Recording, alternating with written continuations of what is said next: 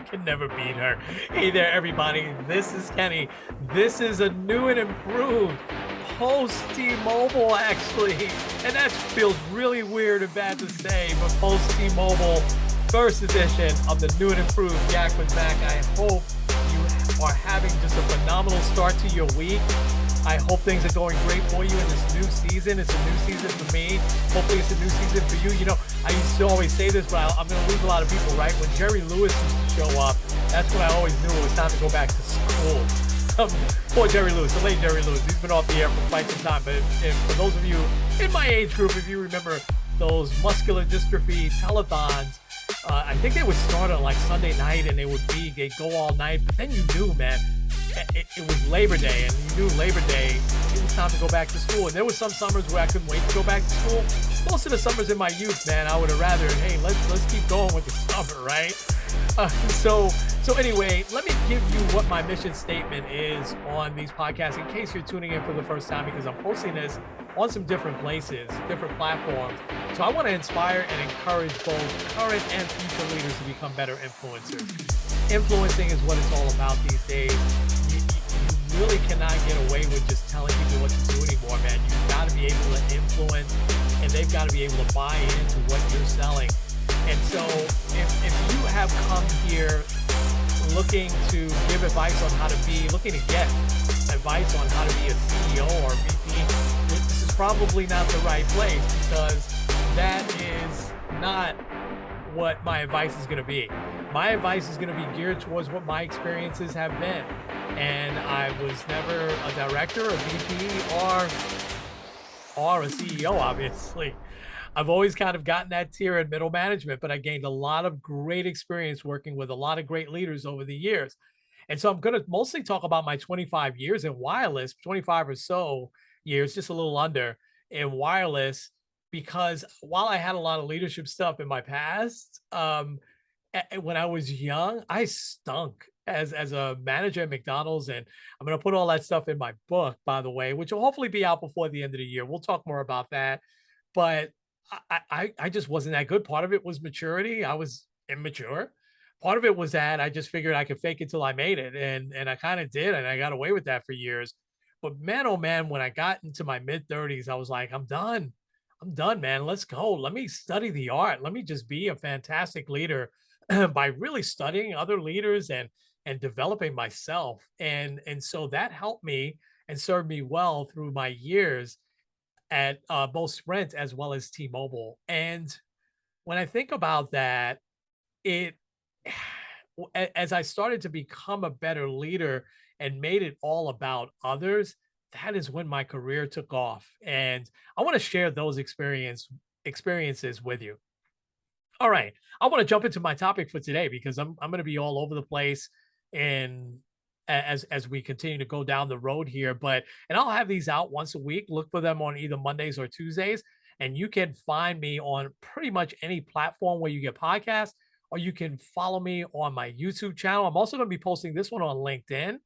And so a couple of different places. But if you look up, if you just type in the Yak With Mac in YouTube, you'll find me. I'll be posting the videos of this out there. So I want to talk about transparency. And before I jump into that, don't hear what I'm not saying.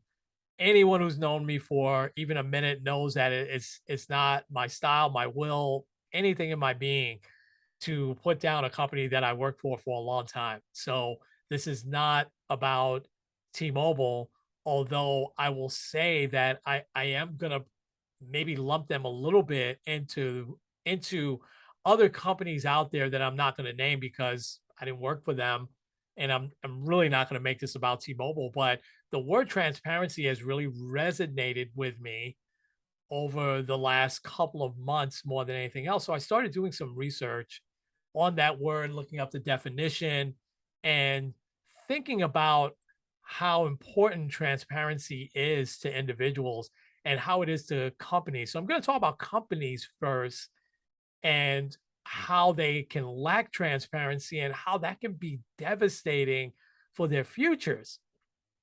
But I also want to talk about, because this is more about you than a company, how you can be more transparent and why it is so vital and important for that to happen with you. First, let me read the definition of transparency: offering a clear, honest assessment about what's going on within one's work. And there's a shift in communications being more open and more honest. That is that is the Webster definition of transparency, and I think that's pretty good. And so let's now think about that from a company perspective, but again, I want it more for your own perspective. Again, I had the honor and pleasure of working for two tremendous companies the last 25 years. The opportunities that were afforded to me are just second to none.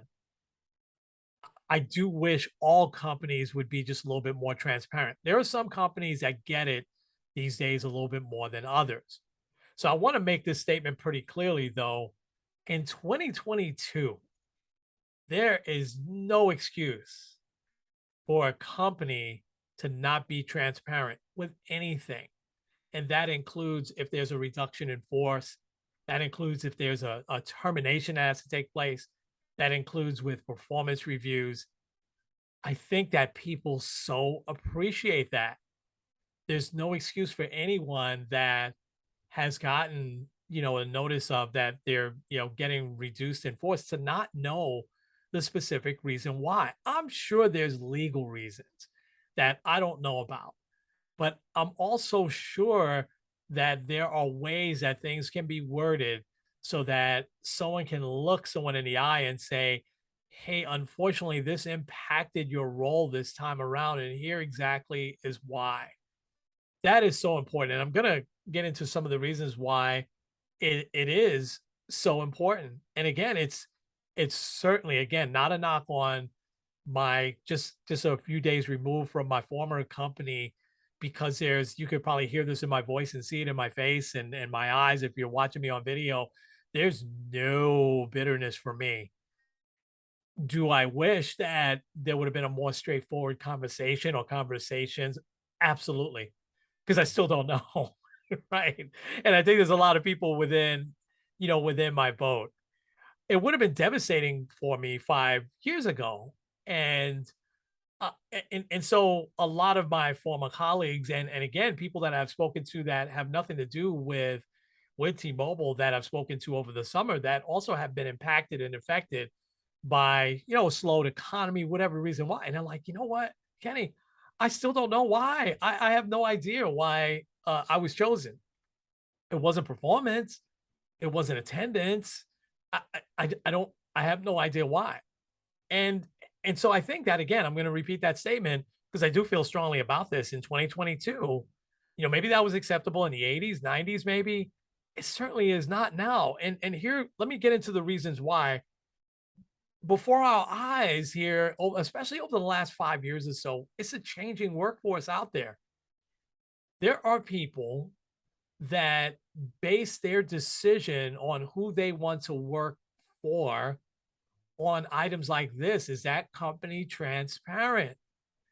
And so I want to go back to real quick. I only was involved in giving the news of layoffs twice in my career. Thank goodness, right? And I'll never forget the first time this wonderful leader that I happened to work for at the time. I told her that, "Hey, we got to lay off." She had told me we have to lay off 4 people in my department. And so when I tell you that there were behind the scenes meetings with myself, my peers, on which 4 people would be chosen and specific reasons why, it was really very clear. And so when we were able to do, and you've heard this expression before, and I think a lot of companies do this, but then don't do anything with it when it comes to a time like this, stack rankings, right? Um, Having folks that are against their peers, right? And you rank folks scale of 1 to 10, whatever it is. Eh, I never liked any of that. However, when it came to, I'm just going to use this one time, when it came to 4 people that I had to unfortunately let go in my department, I had very, very specific reasons when I sat down with them.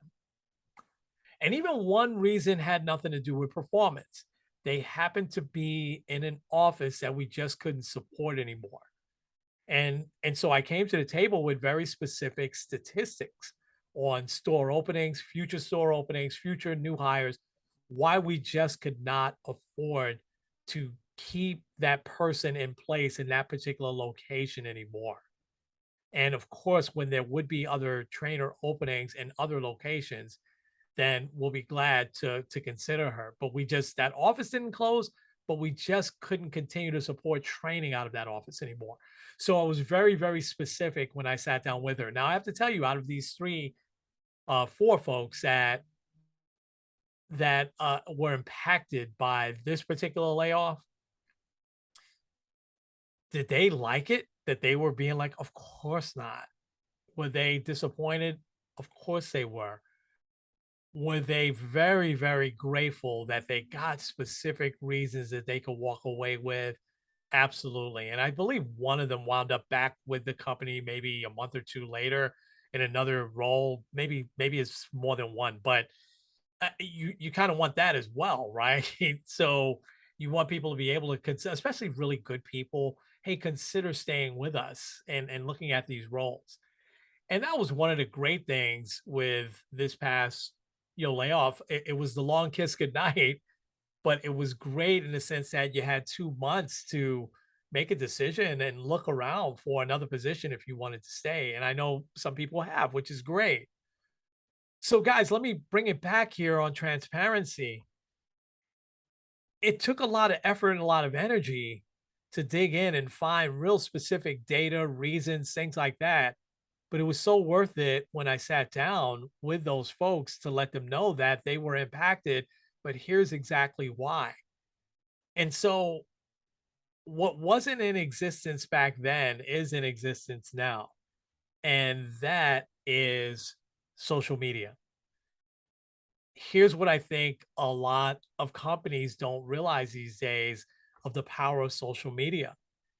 If I'm 21, 22 years old and I'm getting ready to graduate college and I've got a 3.8 degree, 3.8 grade point average, right? GPA coming out of, I don't know, a great college. And I'm fascinated by wireless and I have a marketing degree and I want to go into marketing within the wireless realm. And I do want to spend some time, learning from a company. I'm probably today going to do a lot of research, but I'm also going to do a lot of research probably on social media. And I might see all of the great things that a company is doing, but then I might see forums that talk about layoffs and employees sharing their story of a lack of transparency. And then I might make a decision, you know what, that's a company that I'm not going to consider. That is how powerful social media is today. And I have to tell you, a lot of folks in that age range, they make that decision. You see here, guys, leaders, the script has flipped. Now, transparency works both ways. I'll talk a little bit more about that in just a bit. But the script has flipped because I know back in the 80s, back in the 90s, I had the power, right? I was like, hey, you want to work here. This is the culture that you're going to come into. Now, if I say that, there's a lot of folks that say, nah, you know what? I have a choice. Maybe I don't want to go into that culture. Maybe I'm going to take my time and look for a culture that lines up with what my current values are. And that's where, folks, transparency becomes so important. So important. Again, I don't know the background, the legal stuff of what can and can't be said. I know that back, oh gosh, this was probably 2005, 2004 of the stories that I was just telling you. I know that everything that I was able to tell those folks was vetted legally through our legal department, through our human resources department back then. And it was enormously transparent. Let me give you some really quick statistics here because I'm a little bit of a dinosaur of someone that stays with the company for as long as I have, which has, again, a little bit under 25 years, right? Folks really don't do that much anymore. So Generation X, even, which is the generation right after me, um, Their average of staying with a company now is 5.2 years. Generation Z is just over 2 years. Millennials are just over 2 years, a little bit under 3 years, actually, a little bit more than that, 2.9 years. But guys, I got to tell you, that's the largest generation that's out there right now. 72 million folks from millennials are in the workforce right now. 72 million, that's the largest. So now think about that. What's going to cause a person, because again, that's an average, 2.9 is an average. So some folks are staying a lot longer, some folks staying a lot less time. But what's going to attract you to that sharp millennial that wants to come on board and you want them? It's a two-way street. And they come on and they see that there's nothing but great transparency in addition to the innovation and all the things that they may be looking for in a company. That's right. It is just as equal now for folks to be looking for what they want out of a company as a management looking for what they want out of an employee. It's equal footing now, folks. So that's why transparency is so important. So now that I've set that stage, let's break it down to you. And you as a leader, no matter what company you're working for, you can have great transparency within your four walls, right? And certainly you can also manage up a little bit so that you might start a movement, right, of better transparency of where you're at and within your company. So let me give you 3 tips here. Start a transparency trend, and again, work that up and share what you're doing. Share what you're doing. How are you being more transparent? Are you sharing some other things from your personal life? Are you sharing information? Now, listen, don't hear what I'm not saying. Don't share stuff that if you're told you can't share that, don't do that. But go a little bit above and beyond, right, on what you can share. Whether maybe it's new promotions, things like that are coming out. And guys, hey, you're going to be the first to know. I got the permission to talk about this. Let's start to pick this apart and talk about your career and be transparent for yourself. And people will see that and they will notice it and they will really, really appreciate it. So start a transparency trend and share it. Start a transparency trend and share it. Number 2, have conversations outside of your workplace. So I'm never an advocate of, hey, take your folks out for lunch or meet folks for drinks or dinner. I still don't believe in that. Maybe I'm a little old fashioned on that, but I still don't believe that that's wise all the time. What I mean by this is have conversations of people that don't currently work for the company you work for. I spent the summer having a lot of conversations with people that didn't work for the company I worked for on a lot of topics in anticipation of really taking this podcast to another level. And this was one of them, but you will be surprised what you will hear. Take notes on that, share it with other people, because there's a whole big world out there that we sometimes, when we're working real hard, we're just not really aware of. So have conversations all the time outside the workplace. I am really lucky because I have kids within that Gen X, Gen Z, all of those age ranges. And so I have conversations with them on what they're looking for in a company. And it has really, really helped me to be able to pass some of that along. So all this stuff I'm talking about of, folks looking and doing their research. Yeah, some of that's from my kids, but some of that's from having conversations with folks in that age range and just asking them questions. What are you looking for? All right, so have conversations outside the workplace with folks that don't work for the company that you currently work for. My last piece of advice: formal and informal conversations more often within your workspace. Maybe you are having reviews once a month and one-on-ones once a month. I'm going to challenge you to have it more often. Maybe you're having formal conversations once a week. Have them more often. Maybe you're having informal conversations every day. Have them more often. How can I have them more often? We'll have them more than once a day.